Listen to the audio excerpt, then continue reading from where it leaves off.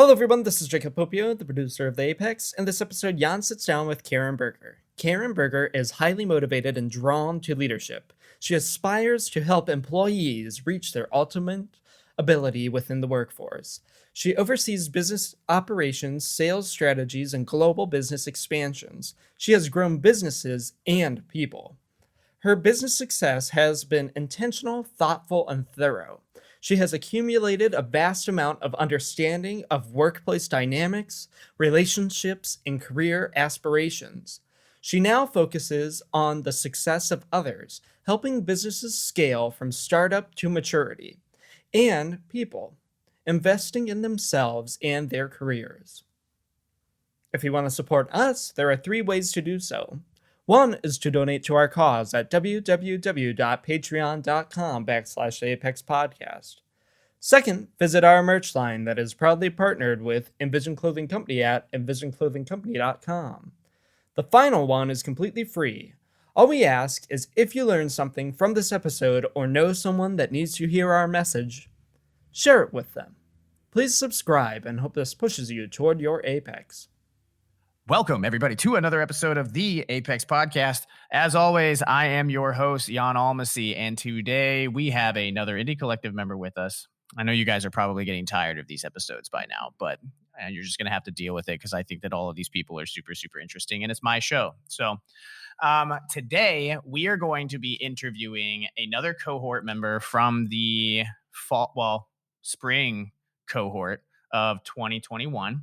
And this individual is a highly motivated person, drawn to leadership, and she hopes to inspire and reach employees at their ultimate ability and guide them to their ultimate ability within the workplace.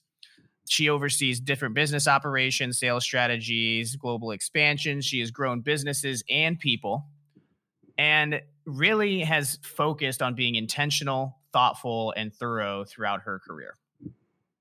What she really tries to pride herself on is helping employees deliver better focus and performance that leads to personal and business growth. Pay attention to that because that's going to be really important later on. Personal and business growth. She creates better leaders and better culture while teaching confidence in leadership and management abilities.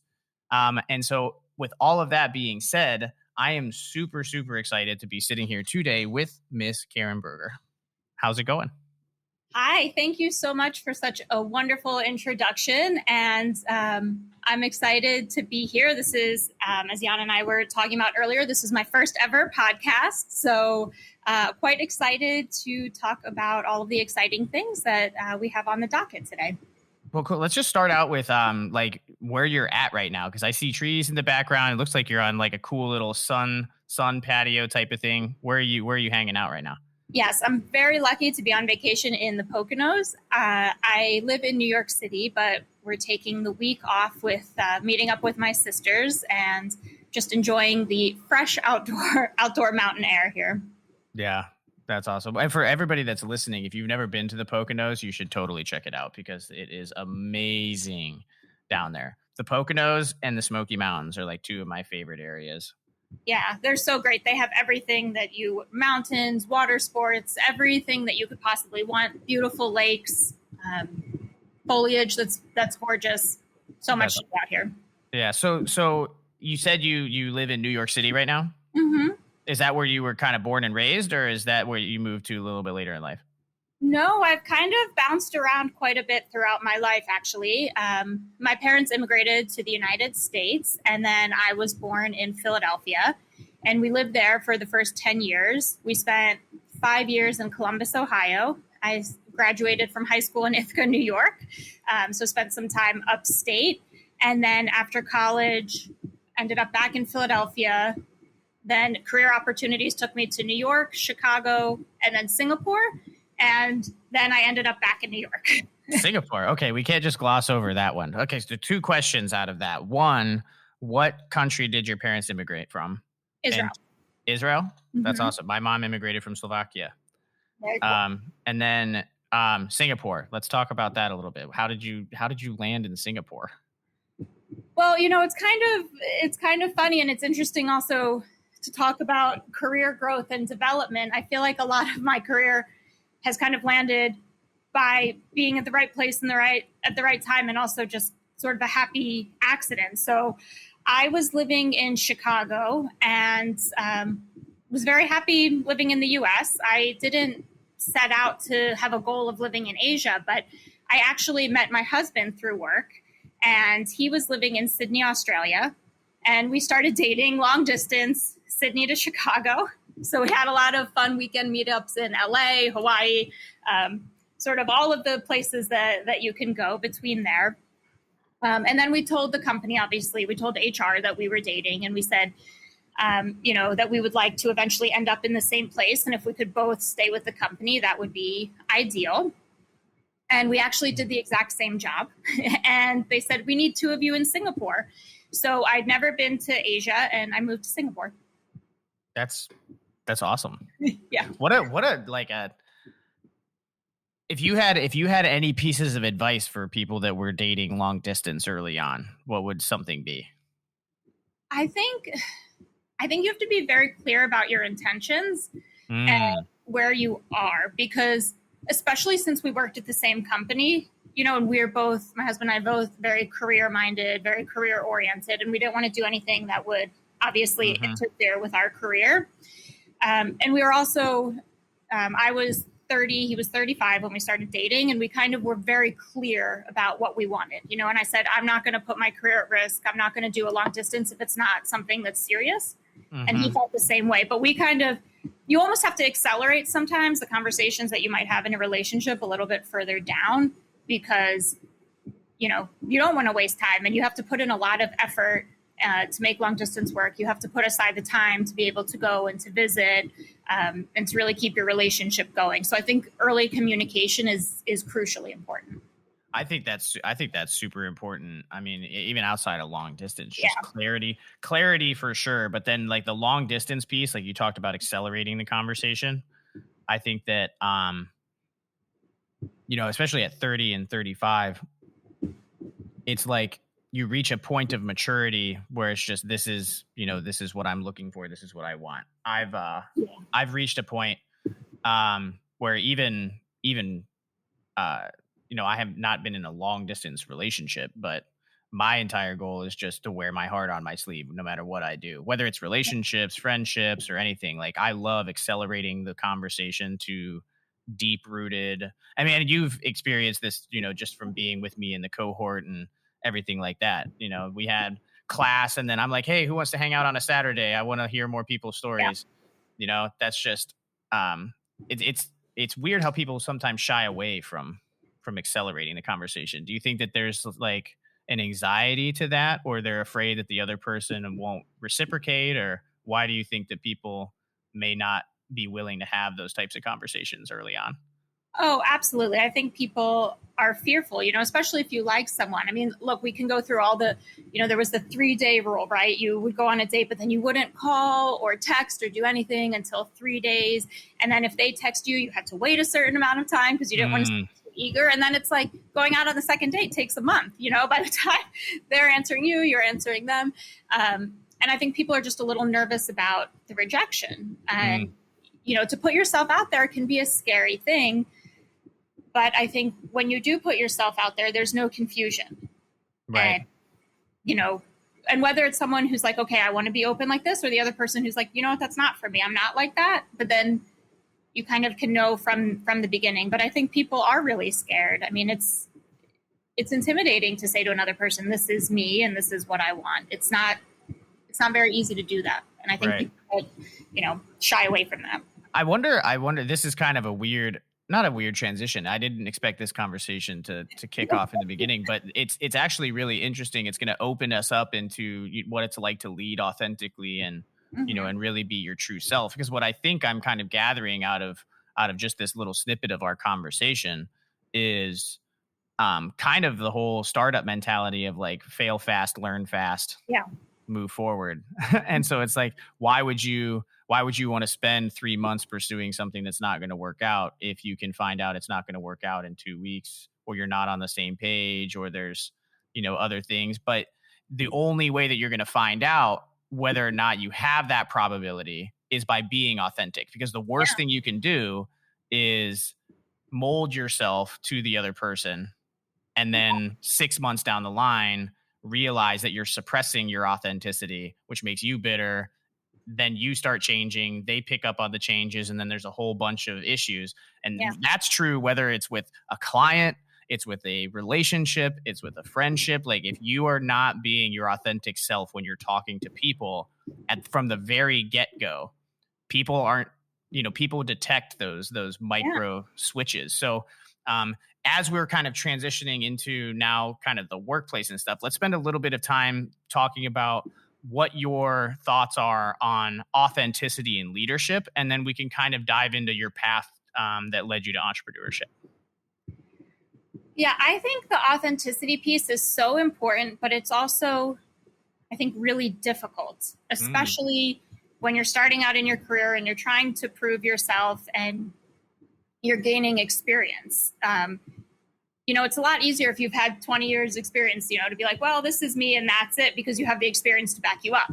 So I think also sometimes when people are starting or beginning in their careers or in a new role, you have this idea of, okay, especially in management, right? Like, I'm going to be a manager and I'm going to do this and this and this, and that is how I'm going to be. And I think that can end up harming you. And I'll share a personal story if I can. Yeah, by all means. So I got promoted at my company, and I was managing a team of people, and we did a lot of surveys where people would give feedback about how you were managing, so you would get real feedback from your team. And, people were telling me that they could trust me, they respected me as a manager, but that I could come across as a bit cold. And when I read that feedback, that was shocking to me, because in my personal life, I mean, if you ask anyone, that's probably the last thing people, will say. I'm always like, with you. I'm so encouraging, and I want everyone to do really well, and I'm outgoing. And I think as a manager, I was so sort of nervous to let myself go a little bit, because I wanted to be professional. I had a business we were scaling a huge business. It was a lot of responsibility. And I think I just didn't know how to place myself properly in that role. That was a really big lesson, because you can be yourself and be successful. And often I think we shouldn't try to hide the good parts of ourselves, because that's what's helped us to be successful. And that's, can help us move forward. So that was a big learning for me that I took on. And luckily I got that, not pretty early on in my career. So I was really able to adapt to that and change, and then lead more, and then really be more myself, which actually I had better relationships with people on my team because of that. So what are, like, in that whole realm of authenticity, when you got that initial feedback and you were taken aback and you're really trying to figure out, okay, now my perception of how I'm displaying myself to the world has been rocked, right? It's been altered. Is there like a process to dealing with that? Like, how do you go about readjusting your mentality when somebody disrupts your perception of you authentically presenting yourself? Yeah. I think it's difficult, because you obviously, that is feedback about you as a person, right? People say, like, don't take things personally, but this is actually really about you. But I think one of the most important things in a career, whether you're managing people or not, is that you learn how to receive feedback.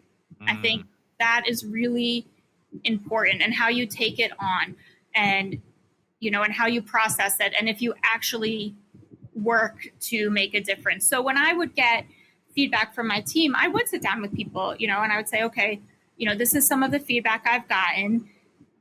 I've thought about it. These are some things I want to do, to work on that, and to get also their feedback on that as well, right? Because the worst thing I think that can happen, and we've seen this at companies many times, is that there's feedback that's given and then nothing happens. And I think that's worse than not even asking for the feedback, because then people lose trust in the company, they lose trust in the process, they lose trust in the manager and the leadership team.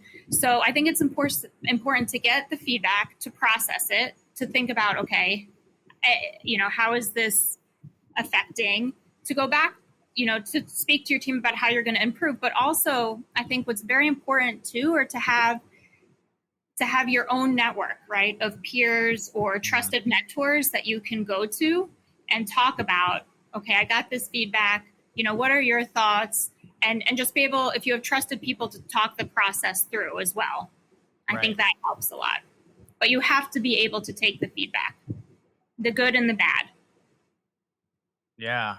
I wonder, so that might, do you think that plays into kind of like somebody's ability to take feedback is definitely partially their own personal mentality? Mm-hmm. Right? How much do you think the company's culture as a whole plays into the individual being willing to take that feedback? Oh, I think it does have a great deal to do with it. I think, there's naturally going to be people who are more and less receptive to feedback, right? Mm-hmm. But if you have a company who the culture is, we give feedback and we accept the feedback, we make changes. Of course, you can't change everything all the time, right? But that you see there are things that are actively being worked on. You see it happening from the leadership team. You see it happening around you. I think then it's harder to not do it, right? Because it's happening all around you, and that's the company culture, and that's the culture of where you are. And, if you see other people are getting feedback and working on it, then it's a little easier to say, okay, I got, this is my feedback. This is how I'll work on it. And also with feedback, to celebrate the successes, right? There's, I think so often too, you'd get the feedback and you focus on the one negative comment, but also celebrating, okay, what are people saying that's great, and how can you continue that and even, increase your team's morale even more. And, and so I think it's important to, celebrate the successes of feedback and then really evaluate and understand the critical feedback and how you can make that better. Yeah. Have you ever heard of Jocko Willink before? Do you know that name? I do know the name. I don't know too much, but yes. So he was a prior service Navy SEAL commander. And he wrote a book called Extreme Ownership. And it's like how I built pretty much me and my co-founders really built the entire culture of Apex off of extreme ownership. And basically what he says is, extreme ownership means being the person that when you are the leader of a team, accepting the fact that, say a project fails because somebody that is within 2 years of being at the company neglected to do X task, right? And then accepting the fact that the team didn't fail because that person didn't do that task. The team failed because you failed to provide that person with the necessary resources, pathway, and execution to complete the task. Or that's and that may not be the case, but that should be your first instinct. Your first instinct should be, what did I miss? What did I not provide? How did I, is it a communication issue with the team? Right. Is it, a lack of understanding of what task was? Do I need to be more clear? And be willing to sit down the team and say, hey, guys, like this happened. I realized that I did not do X, Y, and Z. Here is what I'm going to implement in order to prevent X, Y, and Z from happening next. I would like each of you to do the same and identify things that you missed and ways to implement processes to prevent that miss in the future. And if you do that repetitively, then you end up with this team that the culture is now accountability. Yeah. And the culture is that transparency. And when somebody comes to the table and they're not honest, then it becomes awkward. Absolutely. And I think there's that saying, of course, like it starts at the top, but a lot of things, it's really important for your team to see that you do take accountability. And if there is an issue, the first thing you do is say, okay, let's look and see what happened and what, not who did it, and I think that's also an important piece, because your team, it falls on you, right. You're responsible for that team. And I think it's really important to take ownership of that and also reflect in how you behave to your team, so they see like this is someone who takes accountability. I want to take that Yeah. and we're all held to the same standard of accountability, right? It's not like because you're the leader of that team, you can just say, oh, it was a mistake and it had nothing to do with me, right? That you're taking that accountability for the team as well, and that helps to build a lot of trust also. Yeah, and that's what I think. I mean, you lose a lot of trust if you're not if you don't own that, and as a leader, just understand that when you're leading a group of people, it's almost like having generally they're going to be younger than you. There's some cases where people are younger and they're leading in groups of older people. I've been in that position plenty of times, and that can be even more weird and difficult. But if it's like, a traditional business and you have an older manager that may be a generation above the employees that they're leading, that manager, that leader really needs to understand that those employees are looking up to them in order to model their behavior. Yeah. So once you really understand that, wow, my team is horrible at executing, what am I doing that they're modeling? Yeah. And a lot of people aren't willing to ask themselves that question. And there was a period of time even where I was during COVID, I was shirking some responsibilities. I got overwhelmed. My mental health was way down. There was things that were going on. And I immediately saw the team's execution capability suffer. And I really had to be like, hey, guys, I'm going to take a 3-day weekend. I'm going to my parents' farm. I'm shutting my phone off. I'm just going to relax for 3 days. And I need to come back reinvigorated because I didn't realize how much that energy interplay mattered when it came to the way that my team feels on a daily basis. Oh, absolutely. And, and then it affects everything, your productivity. You might still be getting results, but you could be getting better results, and you could, and your team, if people feel comfortable and are enjoying their team environment, that's huge. And it counts and speaks for so much. And that affects retention and, it affects turnover. It affects so many things. And I think that's really important. And even, looking to your team and saying, are they comfortable asking me, right? If there was a breakdown, was somebody scared to raise the question of, is this the right thing to do or not? So there's a lot of different pieces of that, of that puzzle. And I think it's really great what you did too, to also show your team it's okay. Sometimes you need to shut down, turn it off for a minute, regroup, and then you come back and you're refreshed and ready to get back into it. And I think it's really, it's really important, especially during these times. These are very challenging times. People are juggling a lot of things, and I think it's important to, to show that, one of the things I always like to think about, like CEOs and what I would tell my team, they're just people too. Like people, would be so nervous to meet the CEO, or they'd say to me like, what's he like, or what's she like as the COO? It's like, well, of course they're very intelligent people. They've gotten to that point, but they're also just people. Right. And I think a lot of times I've met executives they're very lonely people, and I'm not lonely by the metric of the number of people they have in their network, but lonely by the metric of the number of deep quality relationships that you have at that level, because it gets harder and harder. I'm experiencing that a little bit right now, where it gets harder and harder as the more people you bring into the network.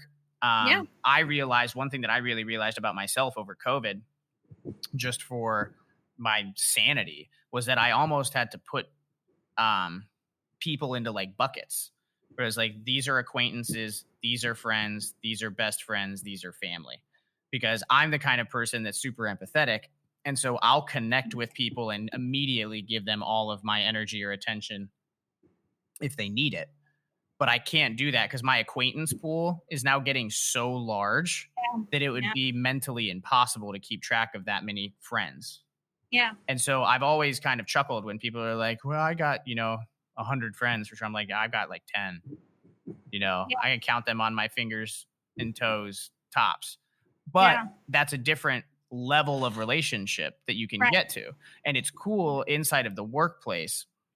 You can take people from the unknown to acquaintance to that friendship level. they don't need to be your best friend. They don't need to know the ins and outs of the depths of your, you know, relationship issues and other stuff like that. But you can go out to dinner and like ask them about their dad, Right. or what it was like for them growing up, where they grew up, what was their favorite coffee shop, what type of pizza do they like, ask them a lot of these questions. And then because the biggest issue is if you don't know the answer to a lot of those questions, you'll never be able to tell when they start going off track. That's exactly what I was just thinking too. And I know you and I have previously discussed also motivation, right? If you don't know what is motivating your team and what's behind each individual person's motivation, then I think that puts you at a bit of a disadvantage, because if you clearly understand, okay, this person is really motivated by, they want to be, in this position in 5 years, right? So they want to get all of this experience. There's other people who are motivated by, they want to set an example for, their family, and people are motivated by, all sorts of things. And if you understand what motivates people and how people like to work, then you can really help guide them and get the best out of what they're doing. When you don't know anything about the people that you're working with, that becomes more difficult. And I think there's certainly a professional line, right? And you don't want to make anybody ever feel uncomfortable or ask questions that people are not comfortable. I'm not saying, I think we're both, we're not saying really get in there and ask questions that, you Your wouldn't. therapist would ask them or something. Yeah, exactly. But you can, get to know people and understand their motivations. And I think that that's a really important piece to leading. Actually, I have a really good example for that, I think. So when I was in the military, everybody refers to each other by their last name, right? That's what you wear on your chest. I was Almasy for 7 years. Right. I still have a friend of mine she's married now. So I really try not to call her Egan because her last name's Lavinia at this point. But I catch myself, especially if we've had a couple of beers and we're by a bonfire or something like that. It just and her husband just gives me shit for it every single time. Yeah. But it was a big deal in the military if you knew somebody's first name. If you took the time to know somebody's first name and didn't just cheat and look at their uniform, that person knew subtly that you had invested more time in them. So I always made it a point to know every single one of my troops' first names. It's super small, not intrusive at all, but it's something that the culture was the last name. And so the outlier or the connection point was just knowing their first name. Sometimes it's that simple. Oh, I absolutely agree. I had a completely different, obviously not in the military. I was working in a hotel. And I remember someone once giving me feedback, an employee there saying, it's amazing that you know the names of the people that work here. And I was like, what? Like, doesn't everybody take the time to learn, but they were like, no, you know the names of people who aren't in your department. And, you learn the names of people. And you're right. It's to us, like, it's a small gesture, but it does mean a lot, because you're taking the time, you're investing the time into getting to know people and to showing people that their work matters. Yeah. I mean, I think this is a great point to kind of, because I think what we're really describing right now is the difference between the way that a manager may approach things and the way that a leader approaches things. So by definition, inside of the mind, that is Karen, what is the main differences between a manager and a leader? I think vision is a big part of that. I think being able to look big picture, even if your job at that moment is not big picture, but are you looking a step ahead? Are you looking at what's next? Are you looking at how your team is also affecting the company, not just doing the task at hand? Are you, also looking forward with your team members? Are you identifying this person has a lot of potential? What do I think that they can do? How can I also develop them? I think big picture thinking is a large part of that. Yeah, Even how you can develop them is huge. I mean, because I guess, you're right. I mean, if you don't have a vision for what the future even looks like, there's no way you can develop somebody because you don't know what you're developing them for. Right. And, a lot of times, even if your team is sort of operating in a silo at your company, but thinking about, okay, how is it affecting another team? And, could this become, I think is really important. So I think the visionary aspect is really large. And then also you're displaying to the people that you're working with, okay, this person's not just thinking a straight line about their team. They're thinking about the impact on the company and growth. And that's really important as well. Yeah. Yeah. I'm wondering, so if vision is one of the differences between a manager and a leader, and nature versus nurture has been a conversation since the beginning of time when it comes to entrepreneurship or leadership and everything like that. But is there a way to learn how to have vision, or how do you? I guess I'm trying to figure out, how would you know if that's the reason why your team isn't responding super well? If you're just managing them, is there a way that you can detect if you're having trouble envisioning the future?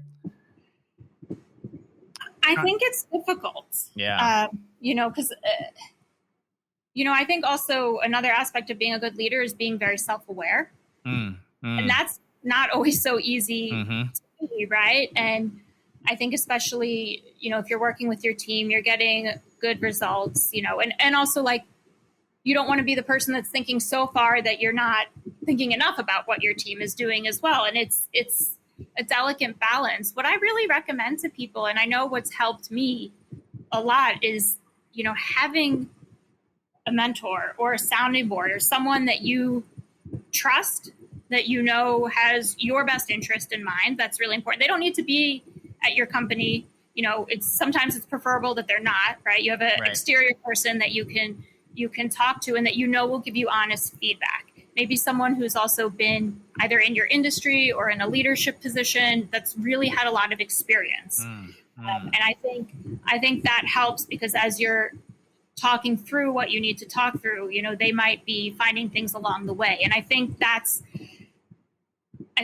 really important. And I think also part of leadership is recognizing too, you can't do everything by yourself. Right. And to recognize, okay, I, might need to talk this out with somebody because it's important. And I think, it's really crucial to be able to do that. Yeah, I think that takes a certain degree of humility too, to understand that you need that help. My grandpa used to tell me all the time that knowledge was a person's greatest gift to give. Yeah. And so if there's anybody that's listening right now that feels like they need a little bit of expansiveness with their vision, or they're having trouble seeing a future for themselves or anything like that, don't be afraid to reach out to a mentor. And here's why. When you reach out to a mentor, there's this cool thing, especially if it's somebody that's been in your job field, or I always tell people to seek out mentors that are where they want to be. So you find that person. Generally, that person is going to be a little bit older. They're going to have more experience. They're going to be, the breadth of experience and the depth of experience is just going to be massively beneficial. But people love teaching generally, as just a general rule of thumb. There are some people that are outliers, but they're just, they're just assholes. But so the majority of people are going to be willing to teach, especially because once you reach a certain phase of life, there's this stage in psychological development called generativity versus stagnation. And basically what that means is, you either feel as if you have completely stagnated in your life, or there's nothing left for you to do because you've reached this, pinnacle of success and whatever else, or you generate and pass down knowledge to the next generation, to the generation coming up. And so, I used to have a lot of fear about reaching out to mentors and stuff like that. And then when I really started diving into that stuff, I'm like, man, I can make them feel good by allowing them to teach me. Yeah. And so me humbling myself is not only benefiting me, but it's also giving purpose to another person. So if you've been feeling you can't reach out, or you're too afraid to, just, maybe frame it inside of your head that it's not just for you, that it's also something that is massively beneficial to other people. Because I know I love when people reach out to me for mentorship. I feel flattered almost, or honored, because I'm like, me? Really? Okay, sure. Yeah, it's super flattering, I think. And people want to help other people, and people want to see, I think there's like no better feeling, right, than you're working with someone, you see them develop and grow and take that next step, whatever that next step is for them. I think that's, a wonderful feeling. I think the mentor portion is very important. And I think it's also okay to know that your mentors can change, Right. depending on where you are in life, where you are in the career. It's not like you reach out to this one person and that's it. You can have someone that maybe you go to for X advice, and someone else that you speak to about Y. And I think it's just important to have a support network, really. Yeah. Yeah. I'm really curious now. So like we went down, this authenticity conversation. We talked about management and leadership and everything, but you really encountered some interesting scenarios that I think would really relate to a lot of women. Mm-hmm.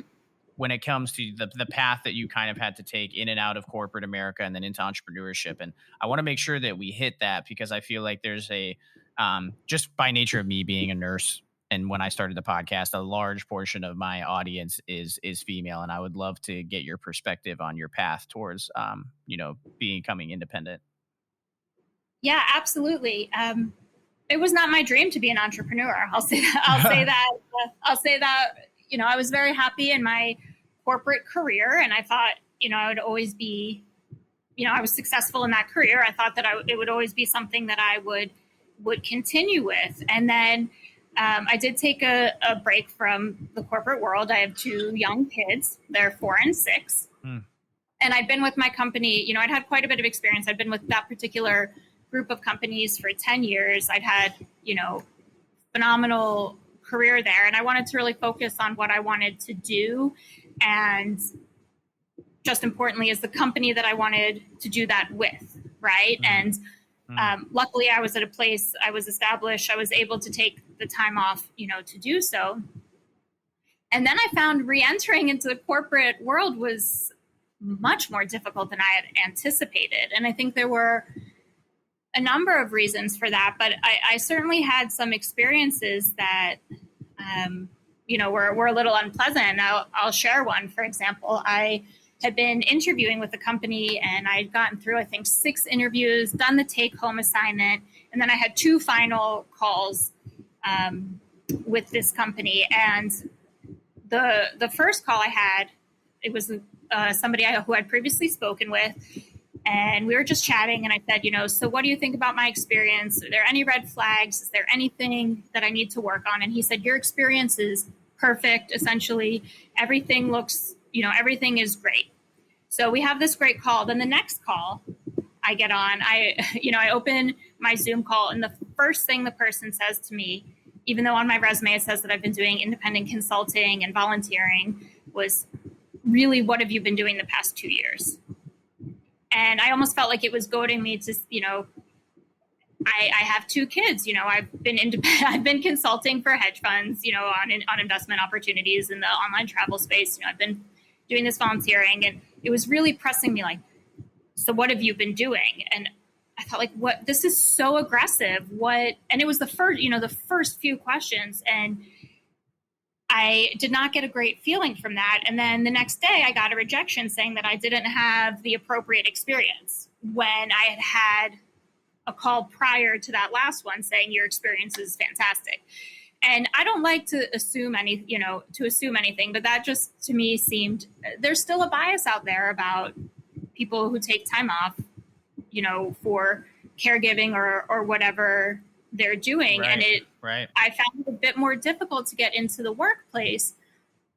And then I started thinking about what I really wanted to do. And then I got approached by Sam, who I think your listeners are a bit familiar with, right? Who started the Collective. And I was like, I don't know. I haven't really thought about starting my own business. And what would I even consult about? What would I do? And then the course began, and we started writing SMART goals. And after the first couple sessions, I was like, I really, where I was really good in my career was the leadership piece. And I liked developing people. And then I decided I wanted to do that. And then I incorporated, and now I'm starting my own company. So like, I think a lot of happy accidents throughout my, education and career, I sort of ended up into this path. but it was difficult, and it was a bit unexpected for me. I did find it challenging, and even, I think it's interesting for women in the workplace because I had the advantage. My husband and I were in the same position, the same company, right?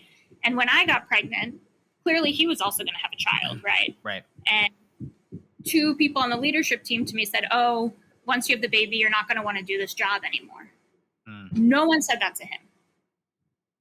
No, people were just like, "Well done," to him. "Congratulations, you're having a baby." To me, people are like, "Oh, you're not going to want to do this job anymore." Right. And it's interesting because you already can see the perception shift, right? That's my choice if I want to do the job or not. But you can see there's the shift in perception, and I think that women are up. It can be quite challenging. So that was how I fell into this entrepreneurial path and how I started my own company. But it wasn't something that I set out to do from day one. Right.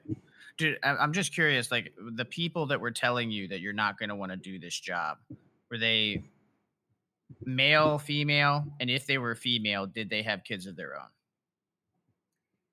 They were men. Okay. Who did have kids. Who did have kids? They did have kids, but they both had partners who stayed at home. Yeah, I was just really curious about it because I'm like, when you were saying that, the perception shift inside of the workplace is not good. That's not healthy for that to kind of be the statement that you choose to lead with. That's not good. But I'm thinking in my mind, like if I detach that circumstance from the workplace, I was raised, my mom raised us being a stay-at-home mom, right? So obviously, like, I'll never have the perspective of a female and what it's like to actually be pregnant and feel that pressure and then, grow a child and then have a child. But in my mind, I'm like, it's that self-awareness and self-acceptance of the fact that it's okay to not want to do the job because of kids is also something that I think needs addressed, because it's like, that is a very difficult, honorable job. Like raising children is insane. You're responsible for like a soul, right? Like that's a tiny little human. And so I've talked to a couple of different people and being in the nursing space and working with a bunch of really high paced females my entire career so far. I was 1 out of 6 men in my nursing class. So just talking to them and hearing about it, it's like the pressure that they feel on the opposite side of like why it's not okay for them to want to go home and raise their kid for a year. I've heard both sides where it's like, I don't like the fact that really what it comes down to is like, you just shouldn't be telling other people what they can and can't do, but like there's some females that I've talked to that like were really upset that people were pissed at them for wanting to leave. And then I've talked to plenty of people that are like, upset that people just assumed that they were going to leave. I'm like, maybe we just stop assuming things and just like congratulate the person. Yeah. And it makes an ass out of you and me. That's true. I mean, I think it's very true. I think it's very difficult and a scary prospect to think about leaving the workplace because essentially, I mean, we know too from statistics and studies, it is difficult for women to come back. Yeah. Raising kids is no joke. The 2 years that I spent at home, with the kids, in many ways was more challenging in different ways than my corporate job. You can't take a break. Right. I can't be like, all right, I'm going to go, grab a coffee somewhere. Yeah. And I think that a lot of men got a lot of empathy for that when everybody was forced to work remote and they finally realized, holy shit, this is what it's like to try to manage a life around having tiny humans running around. Because you got to keep them from like, killing themselves. You got to make sure they don't hurt themselves. You got to teach them things. They don't have empathy yet. So that's not, that's a thing. They grow into that over time. You're like teaching them all of these fundamental human emotions. And then I know my mom, when I was a kid, There's at least 2 or 3 times I have very vivid memories of her basically just saying screw it and like dropping us off at my grandma's house and going on a drive, because you can't, like, there is no time off. It's a 24/7 job. And I think it's also okay to acknowledge sometimes you need that time. Yeah. I think there's so much pressure to be, perfect in the workplace, perfect at home, perfect everywhere. And it's hard, and I think it's important we get into that self-awareness portion again, almost of being self-aware to know when you need a break. Right. And when you need to ask for help. I think it's hard also sometimes, both at work and at home, to ask for help, but it's important to be able to do that. And I think especially during COVID for women, I looked at a McKinsey study, and women's jobs are 1.8 times more vulnerable during COVID than men's jobs. And, they make up 39% of the workforce, but 54% of the job loss during this time. And I think it goes into also like in the same survey, they were talking about how women do 75% of the world's total unpaid care. And in certain regions of the world, it's higher. So, it's a lot of things to juggle. And, I think it's important to be able to say, hey, I need help, or I need a moment, and to take that moment. I think that's a huge piece of back to an earlier conversation we were having. It's a huge portion of just authentically leading or authentically being you. I mean, a lot of where this conversation has kind of led us, I think, is really just understanding your vision, your identity, and being authentic to that. If you have the ability to understand what your definition of meaning is, what we talked about in Indie Collective. This is the first time I was exposed to this idea, but I've heard it in other formats. But we talked about the 3 L's, right? You have your lifestyle, your living, and your loving.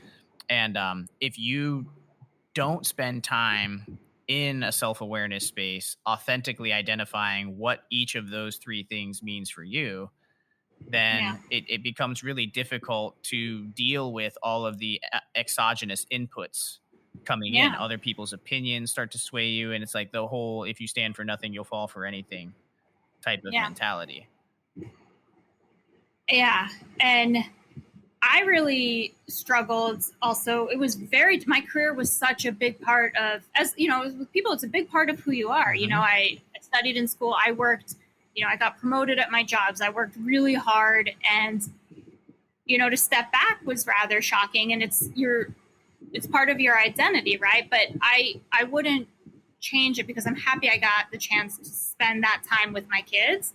And, even now the entrepreneurial path is going to allow me to, if I have to pick someone up from school or something, I'm a bit more flexible because I'll be doing my own schedule. But it's also going back, was interesting in Indie Collective. Sam's mom was on. She did one of our lunch and learn sessions, and she, she's very accomplished, and, she was the first female, to hold a lot of high up positions, on the commercial or the civilian side with the military.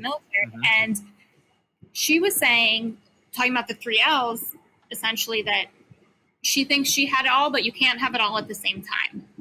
And for me, I think that was also really powerful, because also I think this whole notion of having it all is ridiculous, right? Because what does that even mean? Yeah. Yeah. What having it all to you is probably, it's different. It's very non-universal when it comes to the definition. Yeah. It's very individualized. And I think there's so much pressure, and it doesn't even mean anything to have it, to have it all. And it creates sort of unrealistic expectations and unrealistic, like, oh, I don't, Do you think social media has a piece to play into that? The unrealistic expectations, or the need to have it all? I think it does, because, even though I know what goes on behind the scenes of social media, even still, you can look at something and you're like, oh, that person's life is, amazing. Look at them. They have the family, they have the career, they have, they're living in this amazing location, they're doing the travel, and I think even when okay, this is not how it is, right? Like, I'm not posting pictures of my kids throwing a tantrum, right? If I post a picture, it's smiling, even if, 30 seconds before someone was on the ground screaming. Right. So I know, I think even if we know that it's not how social media is presented, isn't accurate necessarily, I think it does, it does impact you, of course, because it's images that you're seeing constantly, and it's going into your brain and you're processing it one way or the other. I feel like it's almost like a two-pronged thing. It's like social media kind of gives you a false representation of what that person's life might look like, right? And like you said, I mean, I think all of us at this point know that, social is its own space. But it's almost like it disconnects you from your own reality. Like it ungrounds you, and it puts you into this space where, like, I know some people that spend so much time on their phones, computers, tablets, whatever, that you almost start to feel as if this digital reality is reality, not your own reality. And you start to like lose that self-awareness time, because instead of spending time alone, grounded, or with family, or talking to a person, you're not allowing your brain to even process those feelings of authenticity, because you're constantly stimulating it with other people's input. And so I kind of like collapse that all down, and I basically tell people, you can't both consume and produce at the same time. You're either actively consuming other people's inputs, or you're actively producing or understanding your own. And unless you cut off the consumption, even if it's for, it doesn't have to be for long, it can be multiple hours a day, but when I took my screen time from, I don't count my computer screen time because that's work.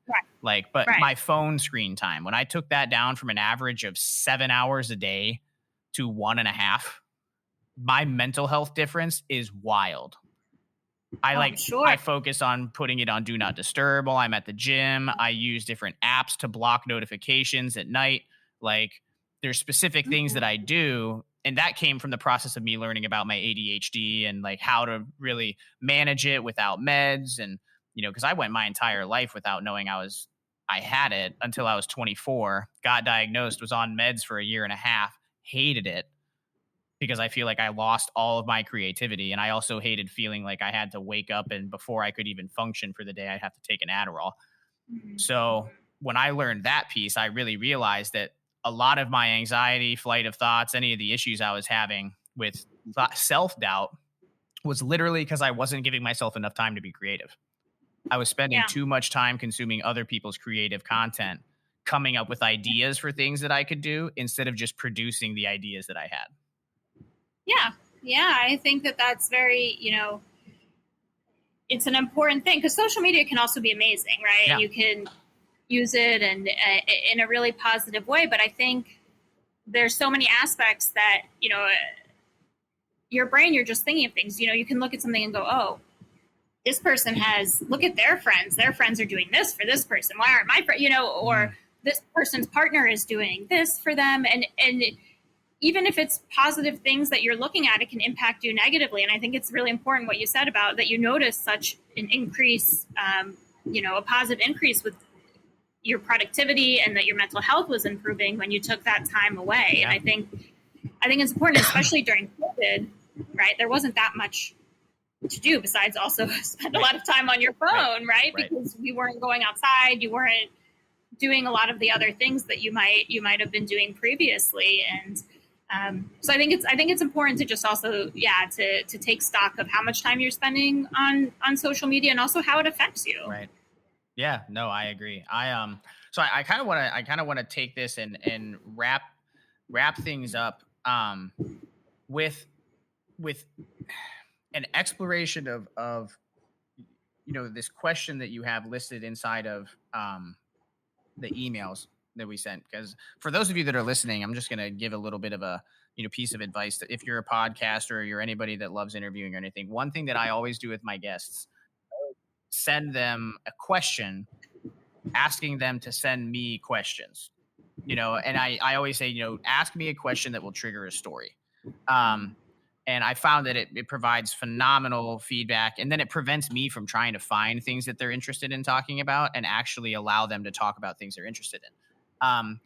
And so you have something listed here that says corporate expectation versus reality, and, we've been talking about how to lead authentically, the difference between a manager and a leader, your path to entrepreneurship. And I mean, outside of just corporate, We could start with corporate, but we can expand on this idea a little bit. It's just, what is the difference between expectation and reality, inside of your mind, and how do we approach that so that we can tell the difference between what we're expecting somebody to be like and what the reality of what that person is, or, just expand on what you were thinking when you wrote that down. Absolutely. And I think for what I meant with the corporate expectations versus reality is another piece I would like my business to explore is oftentimes leadership or the C-suite will think, okay, this is the culture, these are the values of the company, but the employees a bit further down the line don't feel that same way. So for example, it's even things like, oh yeah, our employees feel comfortable taking a sick day if they need to.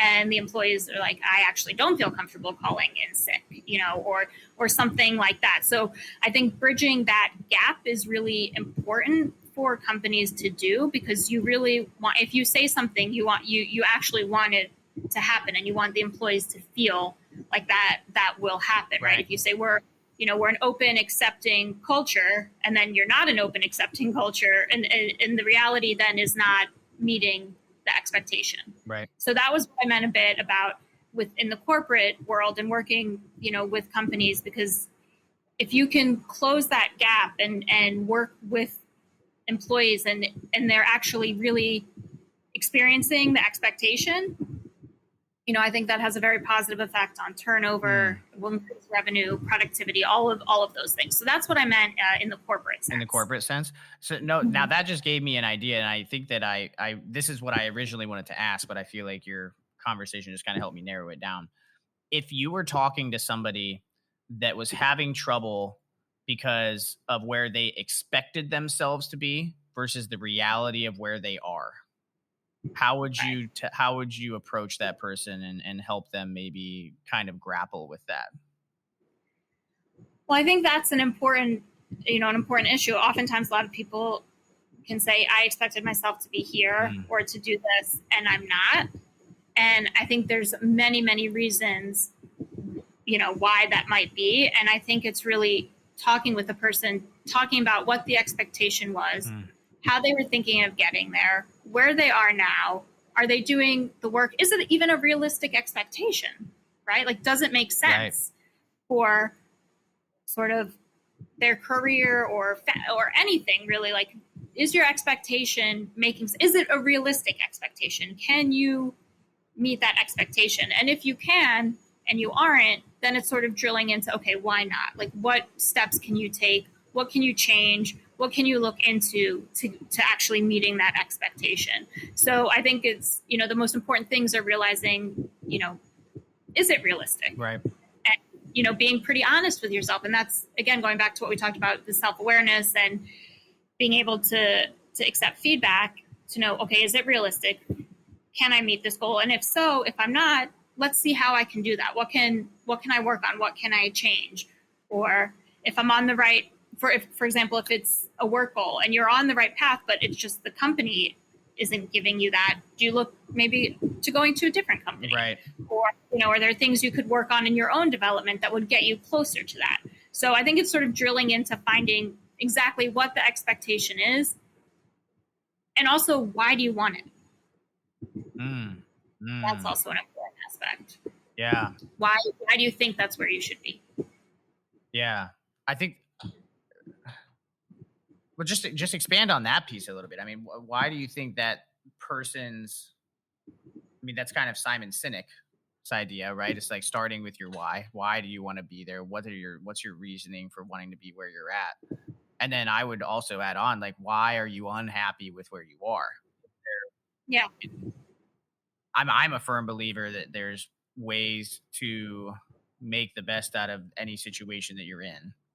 So yeah, it's like almost twofold. Like, why do you think that you should be where you're not? And why are you unhappy with where you are? Yeah. And I think that takes a lot of, you really have to look deep into yourself. And again, that's not always the easiest thing to do. And a lot of it can come from external pressures. Do you have, friends or family that expected you to be in a certain place, and maybe you're not there, but is also okay. And if you're happy with what you're, with what you're doing, I think there's also, not to take it too off topic, but there's a difference between external expectations, right? And your own personal expectations. Right. And what are you, Right. what's okay for you?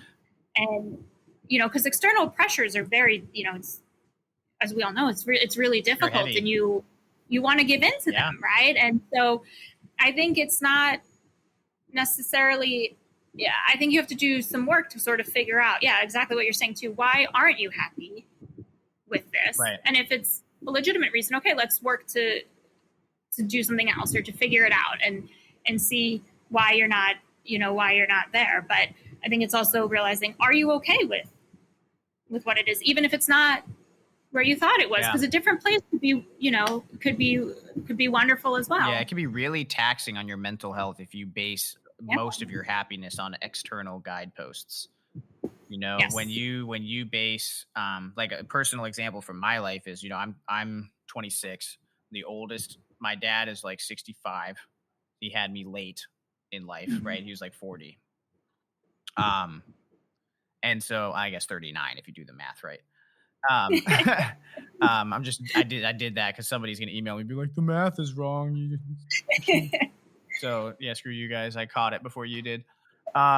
So I had this perception inside of my head for a long time that I was like, man, like I need to find somebody, settle down. He's gonna want grandkids around. He's getting older. He deserves that type of stuff. And then I had this anxiety built up in my head for a while, right? And I realized, because of the fact that I was spending so much time alone over COVID, like, oh, I'm unhappy in some of these areas of my life because I'm anxious about a whole bunch of different things, and it's taking up too much brain bandwidth. And so this is where I call it facing the Leviathan.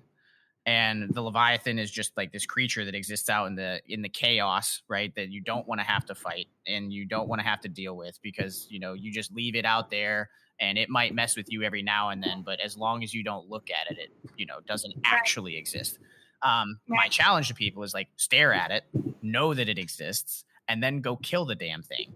And, all you have to do is, it's simple, but it's extremely difficult, because I had to go sit down with my dad and be like, hey, do you actually give a shit if I have kids in the next 5 years? And for me, that was like a super awkward conversation to start, but he looked at me and he was like, yeah, no, I really, that's something that I think about, but it's like, I would much rather have memories of you being extremely happy, building a business, and us playing golf, and not memories of, grandkids and everything else like that, but knowing that you're in an unhappy marriage, or you're not going to be happy after I'm gone. And that's a perspective that I hadn't thought about, because I had only really thought about when he's here.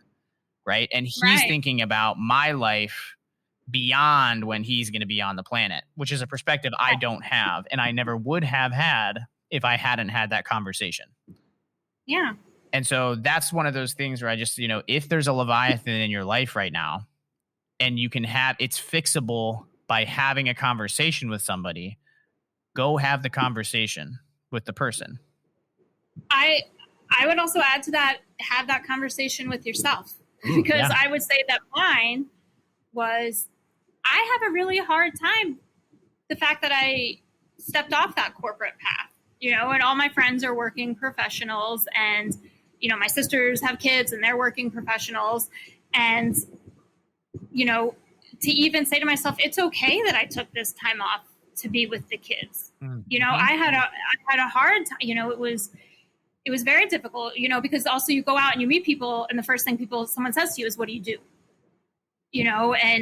And I used to have a really impressive answer for that. And, what I do now is just as impressive, but just in a different way. And I had to really have that talk with myself, to say, look, this is, and it's hard. It's hard right now. I'm opening a business, and so that's changed, but it was really hard to climb over that mountain of, I was always on the career track and I stepped off and, telling people about it and talking about it. And I even worried, and I know that my friends didn't judge me, but in my head, I'm like, oh my God, they think I'm just like sitting at home and, right. Which isn't what anyone is thinking. Right. But you have all of these, almost what you were saying with your dad, you have all of these ideas built up of what you think people are thinking, or what you think their perception of you is. Mm. And it can be really difficult. So I agree, have that conversation. And sometimes it's with yourself to, you know, to be okay with the choice that you've made and the decision that you took. Yeah.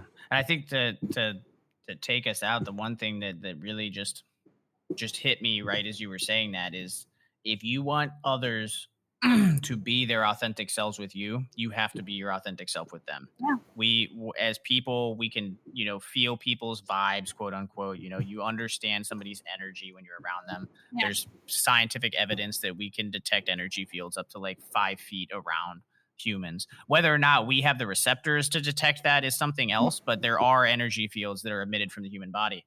And so, you know, if you're not having the conversation with yourself, you can't have those conversations with other people, because they won't be able to be their true authentic selves, because they'll not feel that reciprocity back. So, you know, if there's things in your life that you're facing and that you need to have conversations with yourself, don't be afraid to shut the phone off and sit. And, you know, for some people it's journaling, for some people it's running, biking, there's some people it's washing the dishes. You know, it just, whatever that is that allows you to kind of shut off for a little bit and just process things. Give yourself that time. You owe it to yourself. 100% agreed. Yeah. Well, awesome, Carrie. This has been great. So for everybody that's listening that wants to learn more about you, where can they go to find you on the depths of the interwebs? Yes. So as I am starting my business, I have a LinkedIn page. You know, it's under Karen Berger. And that's you can find me Berger for everybody listening. Thank you. Yes. And Karen. And I have my business page set up. I'm in the process of building out my website. So I'm going to have a website soon up and running. I also have a Gmail address of kbtleadershipconsulting@gmail.com. So LinkedIn or email is a great way to reach me at the moment. Awesome. Well, cool. If you guys have any questions for Karen, you feel free to follow up with her. And then if you have any questions for me, or you want me to ask her any other questions in a follow-up, just let me know. Send me an email at JAN, Jan, @chasetheapex.com. And until next time, keep chasing that apex.